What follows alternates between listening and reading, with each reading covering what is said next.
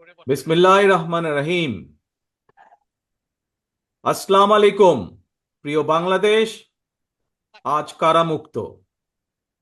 পুরো বাংলাদেশটাকেই বিগত 15 বছর ধরে বন্দি করে ফেলা হয়েছিল। আয়নাঘর মুক্ত আজ আমাদের প্রিয় বাংলাদেশ। বিরোধী মতের মানুষকে আয়নাঘরে আটকে রাখা হতো, আজ উন্মুক্ত হয়েছে গণতন্ত্রের দ্বার। আজ মুক্ত, স্বাধীন প্রিয় বাংলাদেশ। প্রিয় বাংলাদেশের সাহসী ছাত্র জনতাকে বিরচিত অভিনন্দন। প্রিয় দেশবাসী, আপনাদের ঐক্যবদ্ধ আন্দোলনে গণহত্যাকারী হাসিনা দেশ ছেড়ে পালিয়েছে। প্রমাণ হয়েছে আবারও মুক্তিযুদ্ধের বাংলাদেশ কখনো পরাজয় মানে না, মানতে পারে না এবং মানবে না। বাংলাদেশের পক্ষের শক্তি ঐক্যবদ্ধ থাকলে কোনো অপশক্তি বাংলাদেশকে দমিয়ে রাখতে পারবে না, ইনশাল্লাহ। 1971 এর মুক্তিযুদ্ধ আর 2024-এর মুক্তিযুদ্ধ, উভয় মুক্তিযুদ্ধেই জনগণের বার্তা একটি। কি সেটি? সেই বার্তা হলো, শর্ত দিয়ে স্বাধীনতা হয় না। স্বাধীনতা প্রিয় জনগণ, স্বাধীনতা অর্জন কিংবা স্বাধীনতা রক্ষায় কোনো শর্ত মানে না, মানতে রাজি না।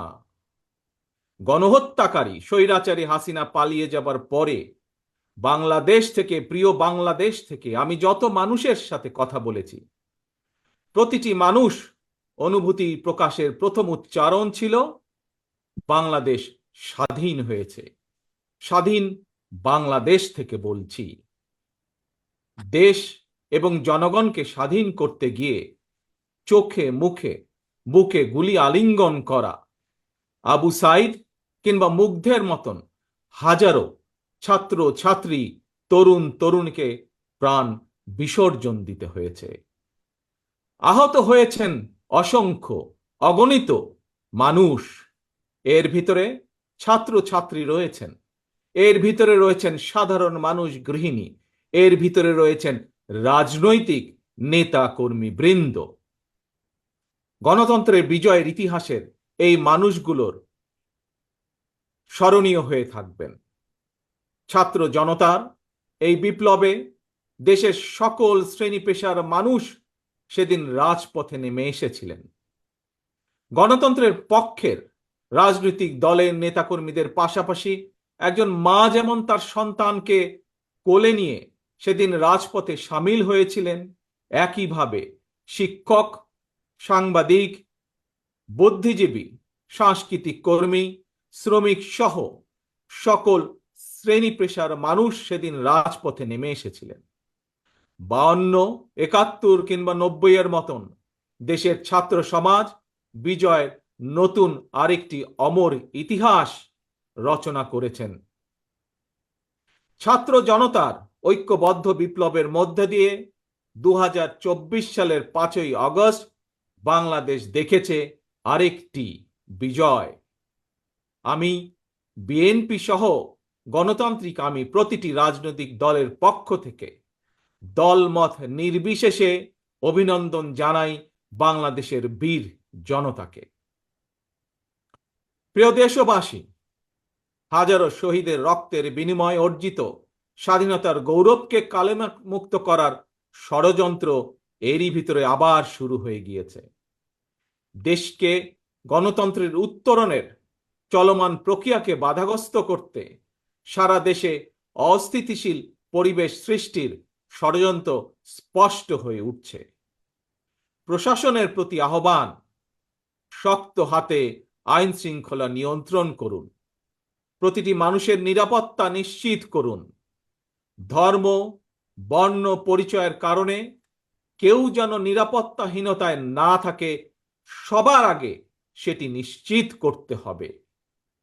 দেশের বর্তমান পরিস্থিতিতে বিএনপি সহ বাংলাদেশের গণতন্ত্রের পক্ষের দলগুলোর দৃষ্টি আকর্ষণ করে বলতে চাই, ষড়যন্ত্রকারীদের এই নৈরাজ্যের কাছে আমরা হার মানতে পারি না।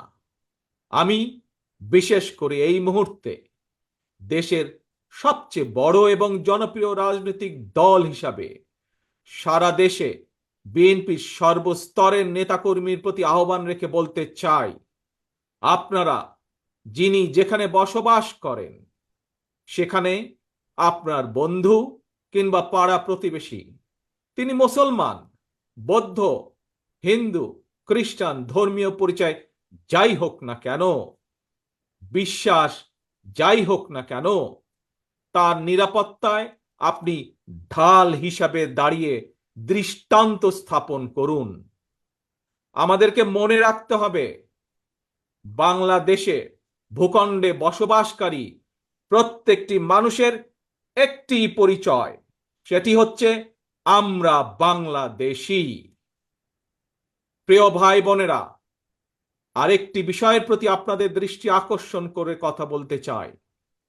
একটি সভ্য এবং গণতান্ত্রিক রাষ্ট্রে পুলিশ অপরিহার্য। পুলিশ জনগণের শত্রু নয়।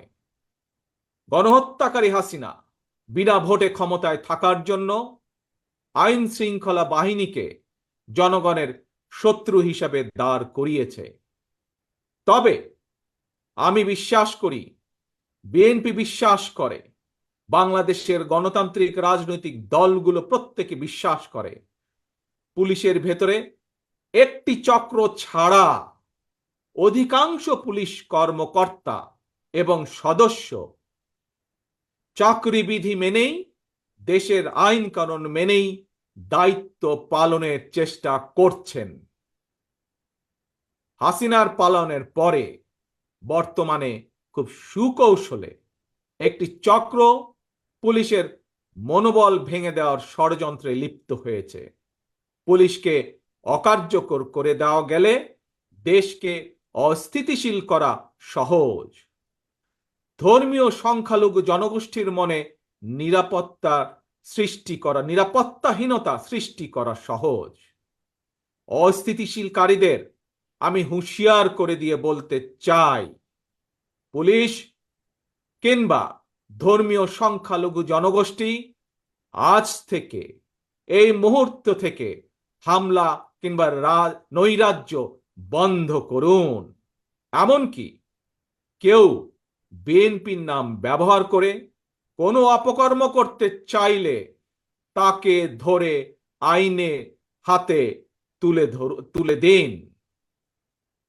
কোনো পুলিশের বিরুদ্ধে কোনো সুনির্দিষ্ট অভিযোগ থাকলে সংশ্লিষ্ট কর্তৃপক্ষের কাছে যথা নিয়মে অভিযোগ দায়ের করুন। দেশবাসীর প্রতি আমার বিনীত আহ্বান, কেউ দয়া করে নিজের হাতে আইন তুলে নেবেন না। প্রতিহিংসা, প্রতিশোধে লিপ্ত হবেন না দয়া করে। বিচারের ভার নিজ হাতে দয়া করে তুলে নেবেন না।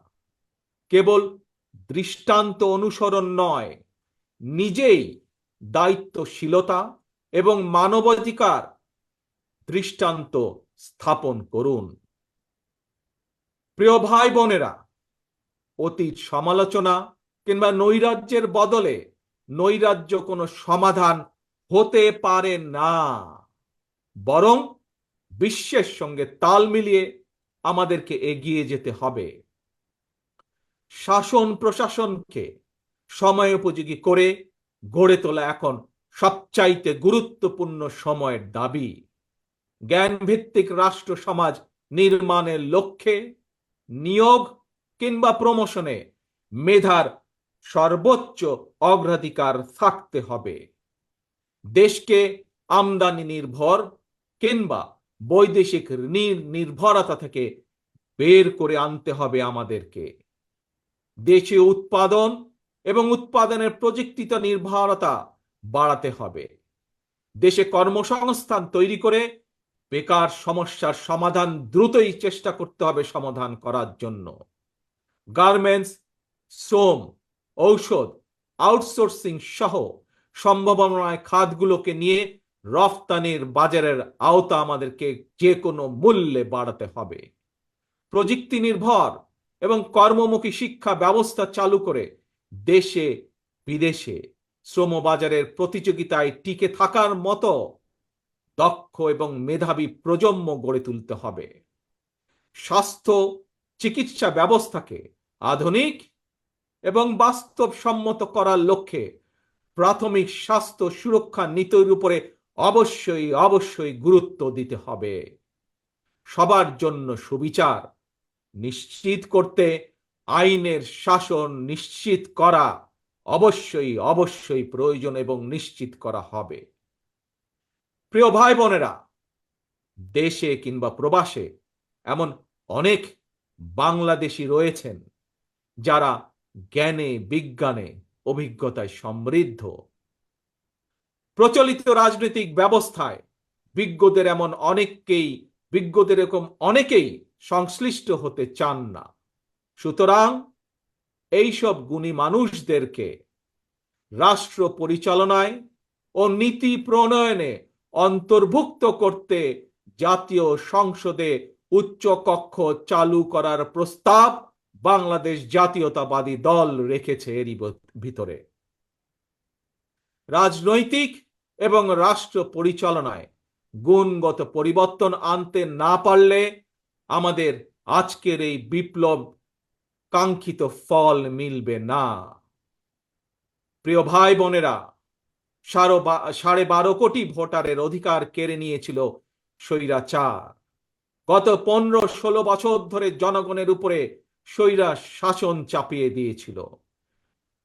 স্বৈরাচার গণহত্যাকারী হাসিনার পতনের মধ্যে দিয়ে হাজারো শহীদের রক্ত রঞ্জিত বিপ্লবের প্রথম ধাপ সফল হয়েছে মাত্র।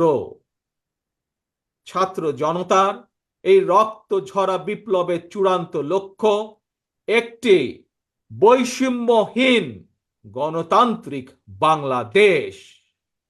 তাই বিপ্লবের লক্ষ্য বাস্তবায়নে দ্রুততম সময়ের মধ্যে জাতীয় নির্বাচন অনুষ্ঠান করতে হবে। দ্রুততম সময়ের মধ্যে জনগণের ভোটে নির্বাচিত প্রতিনিধিদের কাছে ক্ষমতা হস্তান্তর করতে হবে। স্বৈরাচার হাসিনা পতনের রক্ত রঞ্জিত বিপ্লবকে সার্থক এবং সফল করে আসুন নাগরিক হিসাবে আমরা আরো দায়িত্বশীল আচরণ করি। বিভেদ, বিরোধ, হিংসা, প্রতিহিংসা নয়। আসুন সবাই মিলে রাষ্ট্র এবং সমাজে মুক্তিযুদ্ধের মূল মন্ত্র সাম্য, মানবিক মর্যাদা, সামাজিক সুবিচার প্রতিষ্ঠা করার শপথ গ্রহণ করি। নতুন প্রজন্মের জন্য একটি দুর্নীতিমুক্ত এবং জবাবদিহিমূলক একটি নিরাপদ গণতান্ত্রিক বাংলাদেশ আমরা গড়ে তোলার সর্বোচ্চ চেষ্টা করি। সর্বশেষে আমি আমার দলের নেতা কর্মী সমর্থক শুভাকাঙ্ক্ষীদের উদ্দেশ্যে বলতে চাই, আমরা সকলে ঐক্যবদ্ধ থাকলে তারুণ্যের জন্য যে তারুণ্যর নেতৃত্বে আজ বাংলাদেশের এই বিপ্লব সফল হয়েছে, আমরা সকলে ঐক্যবদ্ধ থাকলে আগামী দিনের বাংলাদেশের জন্য তারুণ্যের জন্য একটি নিরাপদ ভবিষ্যৎ আমরা গড়তে পারবো ইনশাল্লাহ। সবাই যার যার এলাকায় জনগণের সঙ্গে থাকবেন, জনগণকে সঙ্গে রাখবেন, কারণ জনগণই বিএনপির সকল ক্ষমতার উৎস। আল্লাহ হাফেজ। বাংলাদেশ জিন্দাবাদ। বাংলাদেশ জাতীয়তাবাদী দল জিন্দাবাদ।